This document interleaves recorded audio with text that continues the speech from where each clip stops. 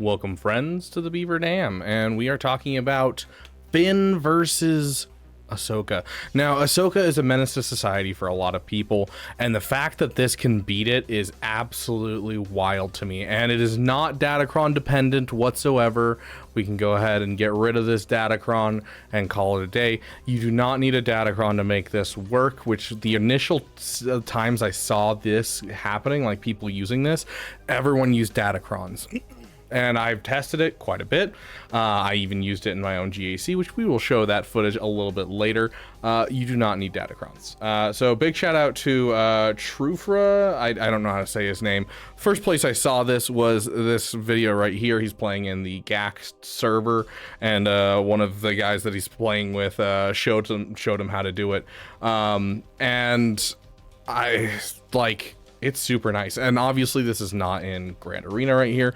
And without it being Grand Arena, it seems fairly RNG dependent on whether or not you actually kill off Ahsoka at the end, and so you may be facing a solo Ahsoka. But if you bought that Maul Lightspeed bundle, Maul with the Mandalorians can take out a solo Ahsoka fairly easily, so you should have a good cleanup there. But in Grand Arena with the Omicrons on Zori and Rose, you're gonna do fine. If you can only choose one or the other, I'd probably say Zori's, just because the extra exposes are so incredibly helpful. Yes, Rose's damage is nice, but really those extra exposes, reducing cooldowns and reducing increasing turn meter gains, so freaking helpful for this. Overall, how the team works is essentially you're passing turns over to Zori and just blitzing people down. That's the whole idea. Now, there is a caveat on what you have to make this work. Now, obviously I have a Relic 9 Resistance 0 Finn, a Relic 8 Finn. That's just for my guild stuff. You do not need that to do this. You can see that I've got a Relic 5 Zori, Relic 5 Rose. If you can do this with full Relic 5s. What's needed here is the Finn Zeta, the 2 Zetas on Zori, the Omicron on Zori, and that's about it. Everything else should be optional, and then you need to be faster than their Hermit Ezra with at least 2 of your characters, and those 2 characters being Resistance Hero Finn and Resistance Hero Poe. Resistance Hero Poe is a little iffy. He just needs to be closer. I'll explain why. So Resistance Hero Finn, he needs to be blazing fast. Mine is blazing fast just because this is a little PP team for me. But he does a turn meter swap with this ability with Resistance Hero Poe. And if there's too much of a gap between these 2 characters, you're not going to be able to get your turns in before they start doing things on their side. And you want to get your turns in as much as possible, and you want to get a turn.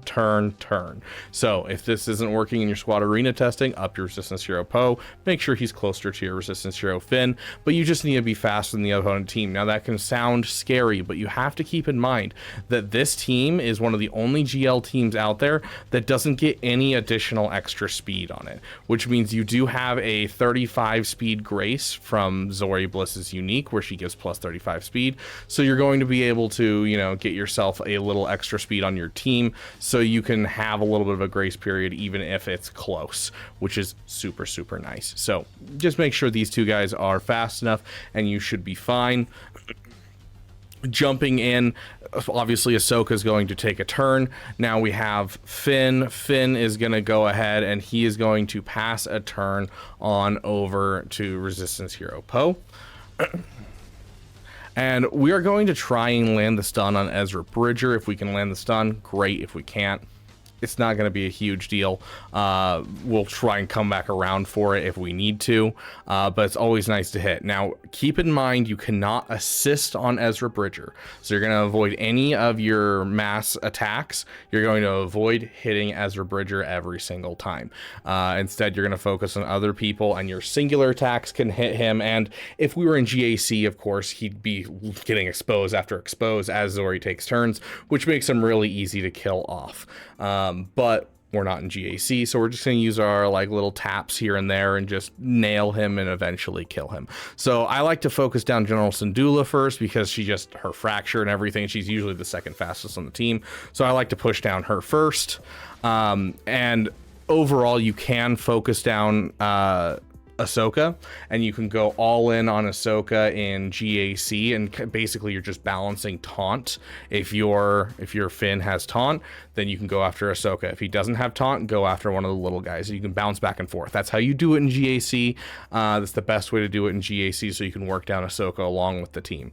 But without the Omicrons, you're not getting as much turn meter in here, and so you're going to want to focus down these side people much more than normal. And so, because if they start getting turns, your whole team just gets absolutely destroyed. When it comes to Rose's turns, you basically just always basic with her, because that gives everyone tenacity up. Tenacity up equals more exposes. So we'll basic on someone who has an expose, so that way we are getting some more stuff out there. Now we've got 2 exposes on Ezra Bridger, and we're going to be passing this turn back over to Zori. And so because it's a single hit and not a mass assist, we're just going to hit Ezra with that. That'll give us a little bit of damage towards killing off Ezra, as well as giving us turn meter because we are hitting those exposes. We're going to go right back to General Syndulla, use our mass swarm, and General Syndulla is now gone. Let's go ahead and just try and stun someone else. Check over, see who doesn't have inspiration. Now he's going to lose inspiration like constantly because he's going to be counterattacked every time. But you know, you still want to put it on him whenever you can. Because Rose is here and doesn't have it, we're going to put it on Rose instead. So we got lucky, got a stun, which is definitely nice. I'm just going to go ahead and hit that expose again. That'll give us more turn meter and keep us going. We're going to go ahead and we're going to use this one hit actually on Ezra to try and get some more damage out on him. And we'll go ahead and hit that Padawan Sabine. And Padawan Sabine is now gone. I'm going to go ahead and hit a basic right here. And right here we got Hu Yang. We don't have our turn, so this cooldown would basically always be reset in GAC if we have the Omicron on Zori. Because we don't have the Omicron on Zori, and we're obviously playing in Squad Arena, we do not. So normally I pass it over to good old Zori, and we just start full swarming over and over again, and trying to get out Ahsoka every time we have taunt like this, to keep her from counterattacking into any of our characters that are very squishy. Obviously we don't have our cooldowns reset, so we're going to keep focusing on just killing off the team, because if we can kill off the team, the more we kill off the team, the better. So she does have an expose on her, but we don't have taunt. But this is an opportunity where she's under stealth, so we're not going to get any counterattacks. So we're going to go ahead and hit that, be able to get ourselves some wonderful turn meter flushed into our veins. We'll hit basic here. Might as well just go ahead and hit this. Oh, we'll give him that. We'll go ahead and hit the taunt on him. And we do have taunt, but I'm going to focus and hit Ezra Bridger here, so that way we can avoid getting hit. And we're going in. Go ahead and hit Ezra Bridger again. And I'm actually going to hit Ezra Bridger again because we don't have our thing ready to go. So we're going to try and just kill off Ezra Bridger as much as we can. Basic, make sure we continually have that. We're going to pass this around. And we're basically just going to focus down Ezra Bridger whenever we can here, just because we need to get through him. And we don't have the Omicrons active. So because we have taunt, we have no problem hitting our abilities against it. And so you can see there, we're already almost through through the Ezra. If we hadn't been taking time to explain, you would have easily gotten through the Ezra, and then you'd be kind of stuck on the Ahsoka, and you're just hoping for the RNG of having taunt up. Once again, in GAC, you're going to be able to bounce around a lot more because of all the exposes landing in all the different places, and all of the cooldown reduction that you get with hitting the exposes. And so all of the exposes really help, and so that Zori Omicron's very important for the one shot for sure. But that was just for the record for you guys. That was it wasn't a low relic team. That's right here. We have Relic 9 Ahsoka, Relic 8 Ezra, 777 with a whenever Lightside ally uses a basic ability to gain speed up, 60% defense. You know, this was a decent team that we went up against, and you can see how it works just to take it out. And so I'll bring you guys over to sorry for the ASMR Beaver, but this was while I was on vacation. and there was a dude sleeping like 10 feet away from me, and so we did the world's quietest GAC. And so we'll jump into this real quick. Let me just set the quality up to the top. But yeah, so essentially this whole thing is just as Zori's going to take turns, you're going to get an expose on each enemy when she's under stealth.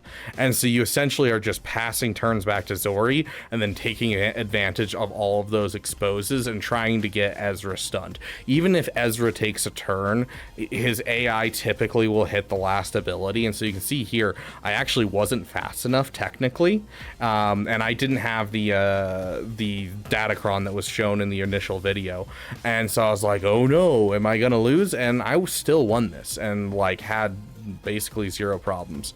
And this was like little to no knowledge on my end of how the counter actually worked. See, Zori just took a turn. Now all of them have those exposes that we can take advantage of to reduce our cooldowns, to be able to absolutely demolish these people. And of course, with this combined with Rose is also going to give us some extra offense, which will help us get through the Ezra, which will help us get through the Ahsoka, and, you know, push some more turn meter into our vein. So I do suggest both if you can afford them, but at bare minimum, Zori's Omicron should guarantee you a win here. But yeah, you just like right there, you know, you get a turn, you have that ability, you pass it over to Zori. Zori does the full swarm, and you kind of just keep doing that just over and over again, just killing off people. And now this is me not really knowing how this is supposed to work, of course. I would suggest bouncing back and forth between hitting Ahsoka when you have taunt on Finn, and then hitting the other people when you don't have taunt on Finn. And that would be my suggestion, just to be able to basically go all in on Ahsoka and get her down quickly. Because as you can see, as you get towards the end of this, you're really scary. Like, you know, you have all of these people very low health, and so if you don't have a taunt up and she hits a little too hard on one of your guys, which she doesn't hit very hard, but if she hits a little too hard on one of your guys, you're gonna lose them, and then the whole thing falls apart, because you need all of that turn meter as much as possible. And so, you know, you still have the opportunity to win, especially if you have the Omicrons, like I do here. But I do suggest working, because like, look how close they all are to dead right here. Like, that's absolutely terrifying. So you want to avoid as much as possible letting, you know, these counterattacks interrupt your flow. And so by, you know, bouncing around a lot more in the early game, it can end up making the end of the battle much easier. So if you have any questions about this counter, throw them in the comments section. If I were to give you a general rule about like where I would put my speeds, is just keep in mind most people are shooting for over 350 for Ezra, and so you're going to want somewhere around like the 330 mark as your goal for getting your Resistance Hero Finn, and then your Resistance Hero Poe, you're going to want to be within like 15 to 30 speed of your Resistance Hero Finn. Mine's a little slower than that. I have started working on it to get it closer, because that was the problem in this battle, and why Ezra got a turn was because I had too big of a gap between Resistance Hero Finn and Resistance Hero Poe, and so he was able to step in and take that turn. So I've been slowly bridging that gap closer and closer, but like, you don't need it exact. Like, we got an Ezra right here, he's at 327. My Resistance Hero Poe is at 296, and so like, you know, he fits with my Resistance Hero Finn for now. I'm still going to be working on his mods and pushing his mods up to something semi-good, just to be able to get him up and rocking and get him into a sweet spot where he can support. Always remember, Resistance Hero Finn is the fastest, though. Now, if you want to get a fast Zori, you certainly can. It's not strictly necessary for this counter. Hopefully this helped you guys. Hopefully it makes sense. If you have any questions, throw them in the comments section below. Thank you guys so much for watching, and hopefully this makes Ahsoka that much easier for you. Unfortunately, it doesn't work in 3v3. I wish. I also wish that 3v3 was back to how it used to be, where it was 3 5v5s and then 1 month of 3v3, and we only have to do 3v3 3 times a year. Miss those days for sure. I hate 3v3, but if you hate 3v3 as well, throw it in the comment section. I want to hear it. I want to feel like I'm not crazy, because I swear all of my counters drop down by like 20% when I go into 3v3. It drives me nuts. It was nice when I was a smaller player. Anyways, I'm getting off topic. Thank you guys so much for watching. Thank you for giving a damn, and I will see you in the next video.